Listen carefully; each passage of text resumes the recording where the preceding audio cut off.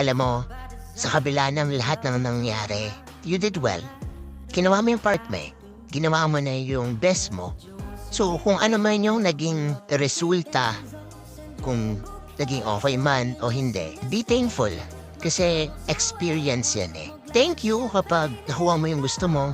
And thank you din kung hindi man. Kasi nalaman mo yung mga bagay na hindi talaga para sa'yo. At this time, meron ka ng chance para baguhin yung sarili mo para maging better. Lahat naman nangyari for a reason eh. Kaya sa ngayon, kung ano man yung nangyari, congratulations! Celebrate mo yung small wins mo. At kung hindi man panalo yung tingin mo yung sa nangyari, okay lang.